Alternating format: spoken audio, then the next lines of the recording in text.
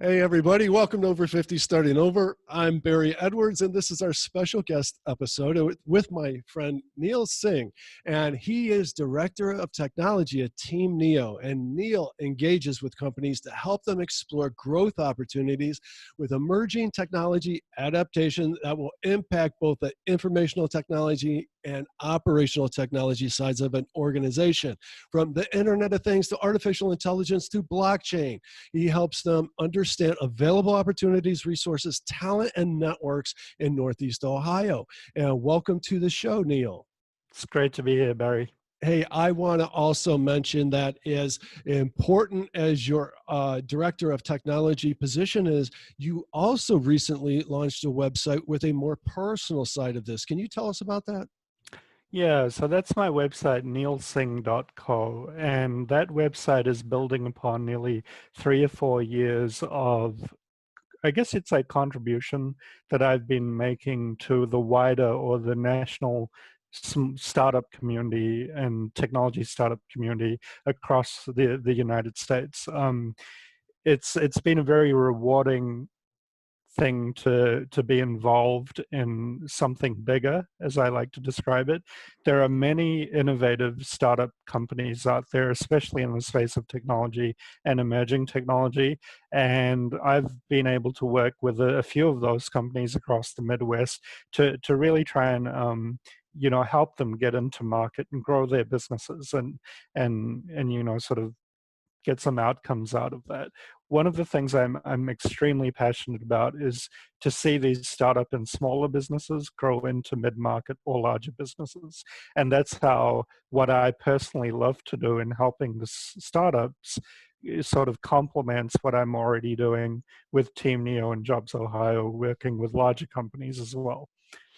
And I just want to say, so we're talking right to you, listener, the one that's been thinking about that startup idea, whether product or service you've been wanting to launch, and maybe COVID has gotten you a lot more motivated.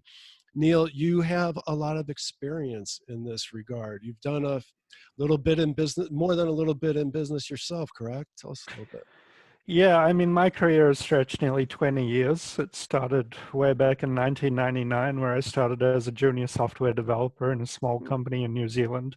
And since then, I've had the ability to work for some larger organizations as well as run 3 smaller startup companies in the past. And currently, I am actually pitching my 4th one, so that's kind of interesting. And these are all projects that I like to do because I'm sort of passionate about doing it. I enjoy doing it. But my 3 former startups had relative levels of success and failure. And and the more important thing that I'd like to highlight here, that it was a very, very much an 80-20, as far as 80% of the time you were getting it wrong. You were failing. Wow. 20% of the time you got it right and magic happened. And then it's taking the lessons from what you learned in that 80% of the time that contributes to that 20% that you get right. So 20 years of sort of confronting different challenges, different barriers, and just growing as not just a person in business and technology, but more as a human being as well, has taught me how to add immediate value to startups that are just starting out and go through it. And what I really love to do is give inspiration and insight and knowledge and some wisdom that I've got from my experience to someone who is just starting out, so that they may not have some of the barriers that I had. So I think that's a really important way to add value to companies. Man, that's magic right there. I am going to quote you for years to come with that 80-20 rule about the 80% failure. We talk a lot on this show about the power of failure, the importance of failure. That, in fact, we quote Warren Buffett from time to time, who said he would never work with somebody that hasn't failed at least twice, because it shows that they know how to come back from it. And that's really about the most important thing. You learn more from failure than you ever would from success. And boy, I got questions for you, but I got a personal thing. I didn't know that you lived in New Zealand. How beautiful was that? Beautiful country. I do miss it. I miss the beaches. I miss the ruggedness of the land, I guess. Yeah. New Zealand was my home for nearly 35 years. So I grew up there. My family moved there from Fiji when I was just a small baby. And my parents obviously got jobs there and worked there. And so I went through all my schooling there and everything else. And how I ended up in Ohio is because my wife and I, we first started developing our relationship virtually. We were playing games together online, video games and things. And it's interesting because a lot of people in the Midwest of the US play online games, and so Yeah, I it's bet. easy. It's easy for them to connect with people from all over the world, and that's how I managed to make a lot of friends from this region of the country while I was in New Zealand. Yeah, and entire communities of people. Are involved in these online games, like Warcraft and Guild Wars and all these kinds of things. Uh, And a lot of adults are involved. So it's the age groups tend to be from 20 to 55, believe it or not. Interesting. Yeah, so there's a lot of adults that are in these communities who play these games. So I met my wife through other friends that I'd made. We used to play the same games together. And after 2 or 3 years, we started asking the question of, maybe there's a future here. Maybe there's Mhm. something more, and I was obviously single and she was single. So we decided to explore it. And so I ended up here in Cleveland because she's born and raised in Cleveland. Uh, I came out here in 2016. So I've been here since then. And I've never looked back. I've created a well, new you life not with only her. look back, but you really embrace the community. You really do your damnedest for Northeast Ohio. I mean, I know it's a passion of yours, but I just Yeah. got to ask you. So you didn't, your wife didn't even entertain the prospect of going to New Zealand?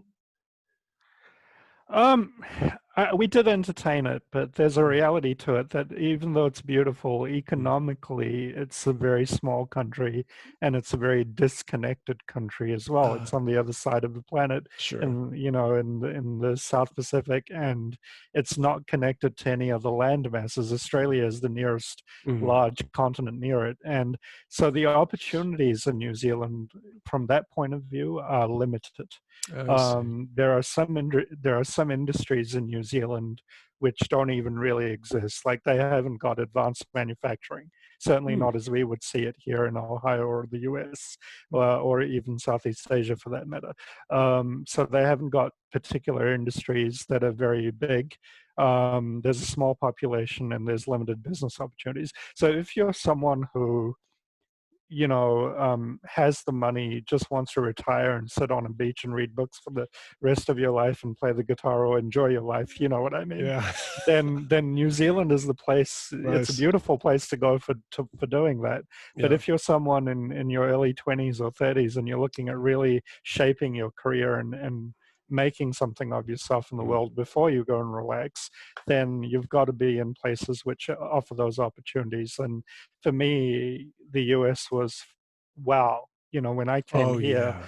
I was so amazed. I was so surprised. I was so blown away by all of the different opportunities and things we could connect with here, Yeah. some of which didn't even exist in my home country. So Wow. the work I do in technology now and the work that I was doing since I came in immersive technology, especially, some of these industries were not big in my country or non-existent in some cases in my country. So that's a good thing to understand. Wow. Well, that's got to be so exciting for you, It's that it's very so new.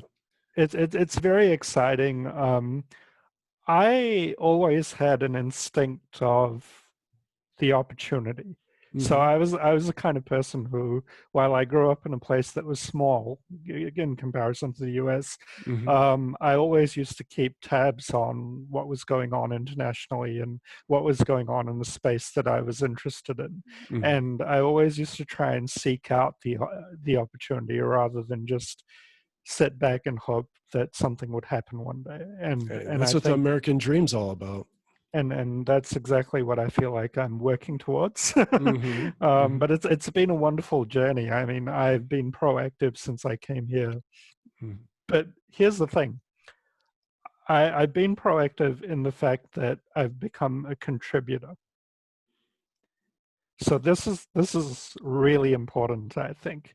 Okay. Understanding your value comes from what you give. Oh, I like that. I agree So, with that too. It's kind of a motto on the show. so everything that I have worked towards up until now, since being here, has been about what can I give back? Mhm. You know, academically, economically, from my business experience, everything's about what can I do for you that improves what you're doing? And how do I use my expertise in technology or whatever assets that I have to help you get there? Because what I find is that people reciprocate.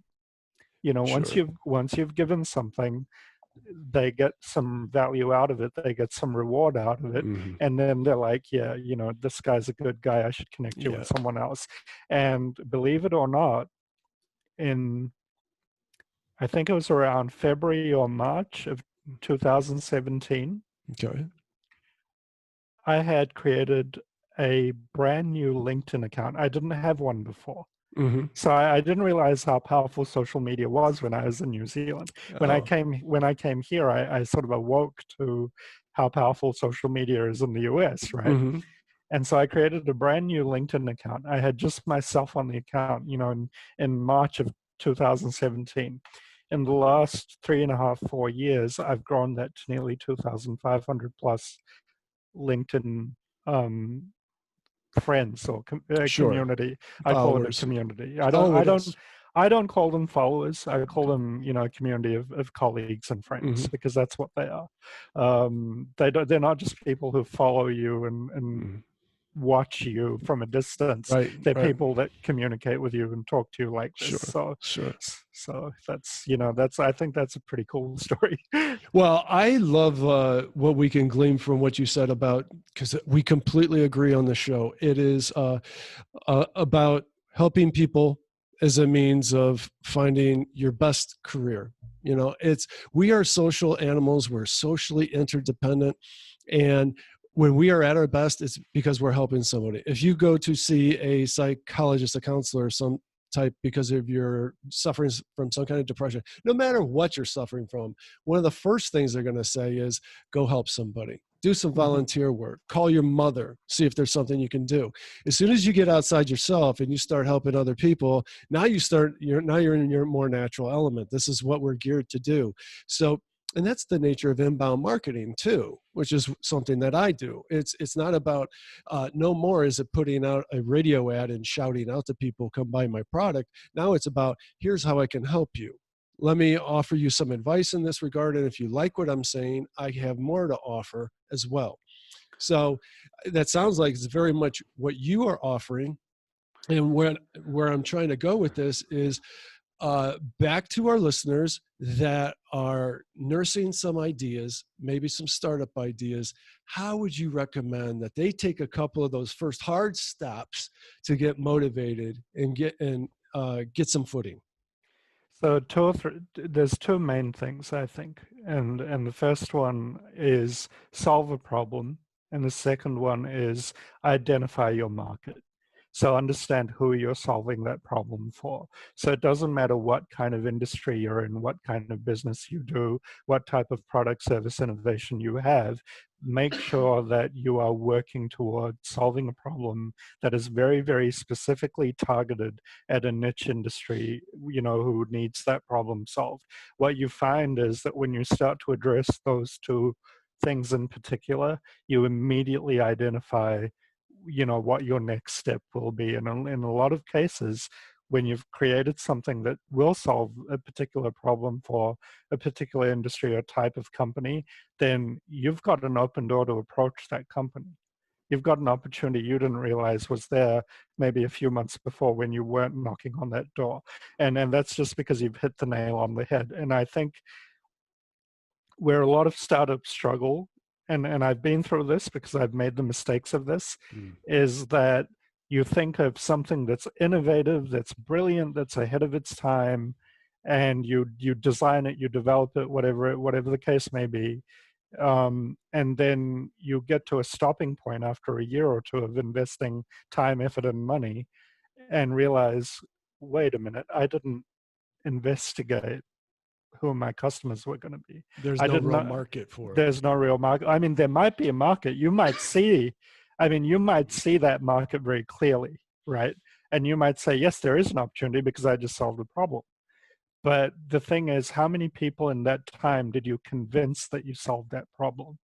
And that's a business question. That's something that on day one of any new venture, you have to sit down and say, how many people can I really sell this to? You know, who can I convince that I'm solving a problem that's important to their business and their opportunities? Because that to me is what businesses are thinking about every time. And they'll only invest into things that, they care about in that sense. Yeah, I do a lot of work helping people put training materials online, and I listen to podcasts along these lines as well. And one of the oldest problems that people commit is that they will develop a training package and put so much time and effort into it without ever doing any real market testing, and then find out they can't really sell it. And good. I was just going to say, and I've learned a third lesson as part of the first two. And this is kind of cool. I'll share this with your audience Nice. because I've come across this in the past 2 years. Sometimes it even pays to go out there and talk to the community, network and talk to the community about the problem they need to be solved. So this is really powerful for entrepreneurs of any age and whatever industry. If you're really out there, and I'll speak to technology because that's what I'm familiar with. If you're out there and you're sort of looking at an idea from your lenses, right? Maybe don't invest all your time initially in trying to build that idea, but invest more of your time talking to the potential companies that you think might have a use for that idea. Because you'd be surprised that once you engage that conversation and that relationship builds with that company, the company themselves in these conversations reveal their weaknesses. They reveal to you where the opportunities are, but you've got to be a listener. You've got to put yourself in their head. You've got to be in their shoes, and you've got to listen for it and be like, okay, I'm hearing this, I'm feeling this, I'm hearing this. For a certain company, it could be, oh my goodness, COVID-19, we used to get all our products from Southeast Asia or China, and now that's stopped, and our supply chain's been disrupted. What do we do? Now, if you're really listening for that, you'll see it. If you're not listening for that, you're going to come into that conversation and be like, oh yeah, it's okay. I think I've got an idea that will help your technology. And that's not the solve. Right. The solve, it's not going to be a new app that solves your supply chain issue. It's going to be addressing that supply chain, before you build that new app. So this is the kind of thing that if you're really hunting for it, and you can listen to the companies that you think you can do something with, they're going to give you the ideas, and then all you have to do is whiteboard that and say, okay, what does this look like as a product or service offering? And then all of a sudden you've got a marriage happening, between problem and opportunity. Love that, because the same exact thing does happen with the training stuff. So if you're a consultant and you've been wanting to put together some training packages that you want to sell online, this is age-old stuff. If you have an audience and you have an idea of the product, the problem that you think that you're solving, make sure you get that subject matter in front of your audience and make sure that you are solving exactly the problem. Because sometimes, as you're saying, we're not seeing the problem the way they are seeing the problem, or we will be solving something that they already have a workaround for, but is not the main problem. So to put a lid on that, it's very important that you engage your potential audience in conversation with that and make sure that you are solving the most immediate problem in the best way that you can. Neil, how else are you reaching out to your audience? You doing you said you're not really doing social media outside of LinkedIn. I know that you are starting to do some videos, something to that effect. Yeah, so I'm planning. I got some advice from a good friend of mine in Seattle who sort of looked at my 3 or 4 years of blog writing and said, you've got a lot of quality content to offer, but you need to now sort of pivot and really update the format of that, because the blogs, sadly, were not getting the type of reach that I was getting from my social media posts or other things that I was doing, like podcasts, for example. Mm. So my friend said, why not go to video? So when it came to thinking about how do I make the transition, because I'm, to be fair, a little bit shy. I'm camera shy. You wouldn't notice it in this conversation, but I am. No, I would And not call you shy. I yeah, call you and a people person. I Yeah. am I am a people person, but in front of the camera, I can be a little bit nervous Oh, and shy. oh, okay. So the funny thing about this is when my friend said go to a video format or a more interactive format, is I started thinking about how do I present content that's relevant, and what I came to the conclusion of was, are we in Northeast Ohio, where I am in the US, are we good at talking about our successes, talking about our businesses that are doing creative, innovative, interesting things, talking about our startups, our small businesses, and our mid-market and larger businesses as well that are making a difference internationally, with what they do? And Uh-huh. what I realized was that there is a gap in our market, or there is an opportunity to present that type of content and focus on the businesses, the founders, the leaders, focus on them. So what I'm really trying to do now is do a really good kind of sort of brainstorm, I guess, Mhm. on how I would do a series of videos starting next year Yeah, on interviewing and profiling businesses, I and love really this. and really allowing them to tell their story, Yeah. like a fireside chat. I mean, podcasts are really great. I Mm-hmm. love doing podcasts myself, but I know there's a lot of people doing podcasts. So I'm looking at more of a YouTube Mm-hmm. video, maybe a streaming format to really engage the audience in this I way. love this. This is very interesting. I also have that passion with wanting to get. So we had a brain drain going on in Northeast Ohio for years, and I think that we've come a long ways in the growth and nurturing the growth of technology around here. But we have to do a much better job. We have TeamNEO, there's Jumpstart, there's you on a personal level. There are people that are very interested and passionate about getting things off the ground. I was doing an event called Silo last year, then COVID knocked that out of the way. Silo was socials for influencers, leaders, and owners, as in business owners, trying to get everybody together in the same room. In fact, I met you at Smart Shapes Mm. um, networking gig, which Mike Makuzak was doing a very good job of getting like-minded people together in a room. We need to do more of this. We If I could help you in any way with your YouTube video getting going, if we could cross pollinate or whatever, I love this idea. Yeah, and that's something that I think there's plenty of room to talk about and explore more, and we'll definitely have that conversation, Barry. Yeah, absolutely. But it's so important, I think, going forward to really highlight. I mean, we have thought leadership in Northeast Ohio. Some of our very best companies and leaders. Sorry, give me a second here. Hmm. So some of our very best companies, leaders, founders, etc., are leaders in their entire space. So when you look at, healthcare, when you look at manufacturing, when you look at even in some cases technology, it's not just the West Coast that's a leader in technology. Right. Northeast Ohio has some fantastic technology companies, and it's really making a mark on all these different industry sectors. And then you look at financial and fintech and banking and insurance. So if you look at all of these different industries, Northeast Ohio and Ohio as a state has strengths in all of these areas.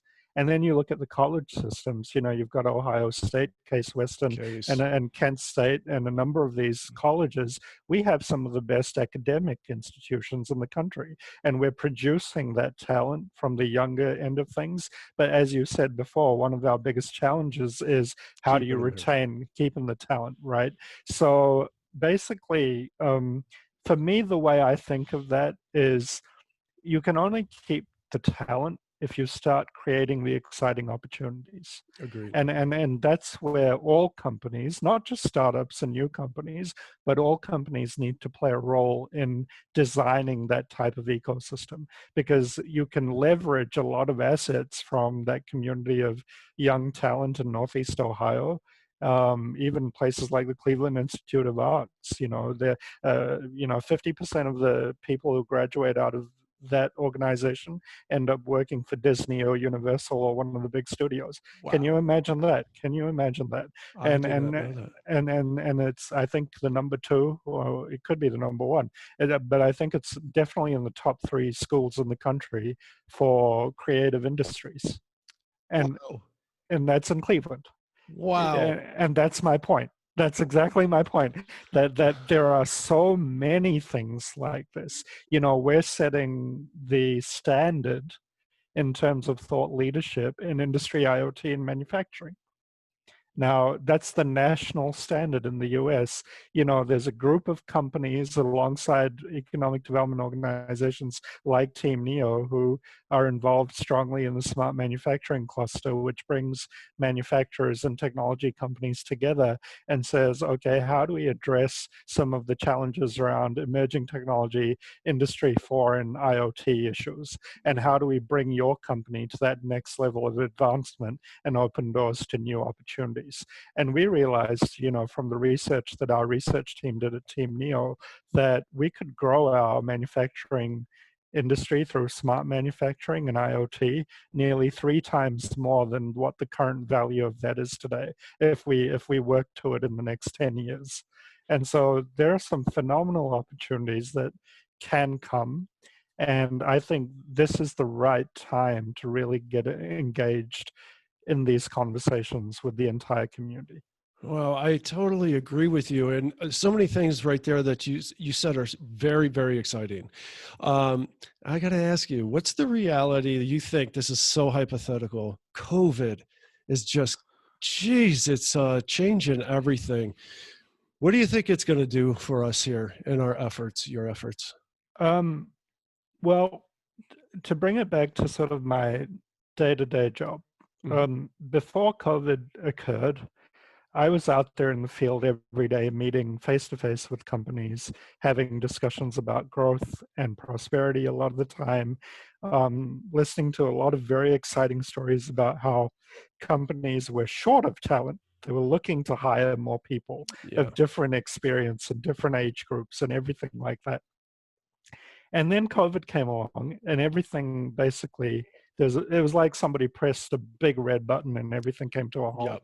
Yep. And then the story started, the narrative, in fact, in the economic community started to change from how do we grow and prosper as a 18 county Northeast Ohio region. It went from that to how do we stay sustainable? How do we Mm. stop people from losing their jobs? How do we address some of the challenges that are going to come out of this? The social and economic challenges. And that was a dramatic shift in our work, in our everyday work, because we had to learn, how to bring in not just tools that we offered or resources, but how to bring in empathy into that conversation, how to say, can we do for your company or your business or you as an entrepreneur something that doesn't necessarily relate to um,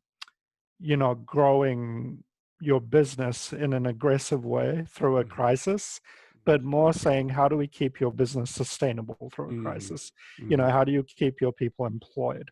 I don't know if I did a very good job of explaining that, but basically there was a shift in thinking in terms of Mhm. how we would address our strategies, certainly at TeamNEO, and also Mhm. our partners, Jobs Ohio, as you know, they're our number one partner in the region. And Mhm. so when we went out talking to companies after COVID, it was really about how do we keep these companies going and keep these companies moving forward. Now, the thing is that a lot of people, even in our own circles and my own community of staff and friends and things who I work with, did see the negative impact of this. But for me personally, I'm an optimist. and I always have been an optimist. Yeah. So I was trying to see all the way through this, what does that glass half full look like, if that makes sense. Yeah, please tell me. I see the glass half full. What does that look like? So what we've seen, even though there has been a dramatic shift in the activities that a lot of companies in the region are doing, like a lot of manufacturing switched to PPE, for example, Sure, right? sure. They saw that as that opportunity that needed to be leveraged. Technology has been thriving. Anybody who's in the tech industry and the software as a service industry, their businesses have been growing, in multiples of 200 or 300% through this crisis. Wow, I did not know that. So Wow. so if you start thinking that the question of digital enablement was forced because of this True. crisis. True. And people had to then go to Zoom and go to applications that enabled them to continue doing business and continue working. So my take on this is, yes, there are going to be changes. There's always going to be changes in the world. And I would be willing to bet that every 20 years we see some dramatic shift in what's going on internationally, whether it's through something like COVID or whether it's through some international crisis. We don't know, right? But every 20 years we see a shift. Personally, I think that there's always a way out of that shift. We just have to learn to adapt and adopt. And adapting is, okay, we understand the current situation, but let's have a look at where the opportunities could be in that current situation. And I think the Northeast Ohio community is doing a good job of really looking at that, and understanding that. And then basically, once that adaptation has happened, adopting means saying yes to innovation, saying yes to emerging technologies, saying yes to the things that we might have otherwise ignored or feel reluctant to invest in, right? So that's where I think it's really a big thing. Wow, I love it. Positive note. Wow, we are going to wind up on a positive note. I absolutely love that. I want to encourage everybody, go to over50startingover.com to sign up for our podcast on whatever platform that you like, or see our video on YouTube. And Neil, tell us how people can get a hold of you. Anybody that has their brilliant startup idea would possibly like to get a hold of you and get some consultation. Well, you can contact Barry to get my email address. But I'm happy for you to share my contact information with your audience, and I can give you in an email. Might be the easiest way, all of that information. But you can find me on www.neilsingh.co. Very, very easy to remember that web address, I'm sure, because it's just my name.co. And you can see some of the work that I do in emerging and immersive technology on the side.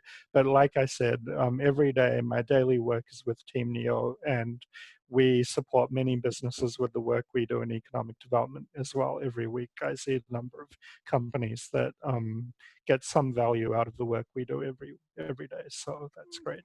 It's got to be nice getting out of bed in the morning and doing a great job for everybody that you do. You get to help people every day. Yeah, and honestly, that's a huge motivator for me. It is. It feels really good, to say you can speak to a company, add even a tiny bit of value, to that person's life today. That's a big thing. So yeah, all right, Neil. Much gratitude. Thank you so much for joining us, and I hope to talk to you soon. Okay, thank you, Barry.